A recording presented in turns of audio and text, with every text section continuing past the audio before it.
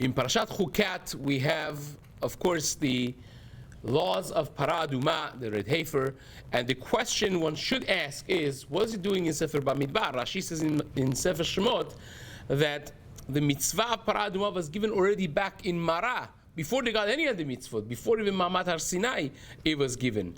And even if you want to go with the Gemara, what the Gemara says in Masechet Gitin, Daf Samech Amud Bet, the Gemara there says that it was given right after the issue of Meragelim, but it's not really something that or the day that the Mishkan stood up.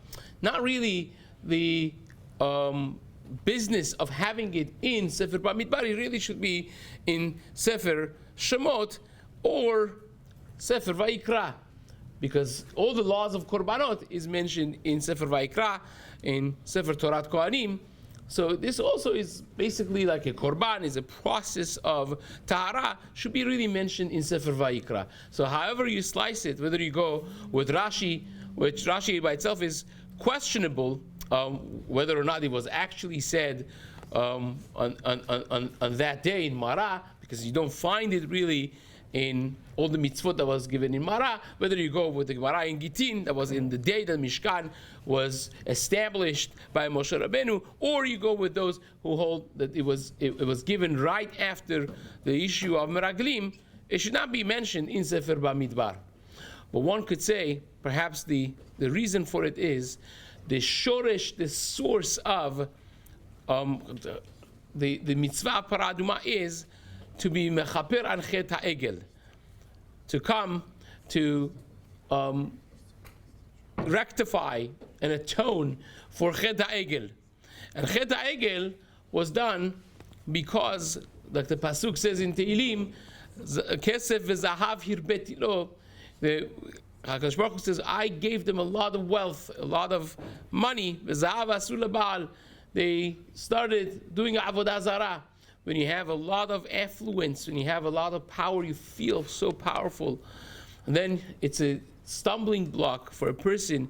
That's the normal scenario in which people fall short in their emunah.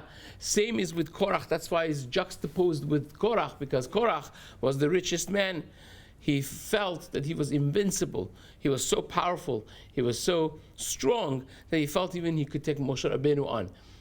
That's a lesson. That's perhaps why it's put right after Parashat Korach, juxtaposed with Parashat Korach, even though that chronologically really doesn't belong here, to show that the kapara that Para Aduma offers, either for Chet HaEgel or for any of the sins, for something that brings a person to demise, to death, that all starts from a root.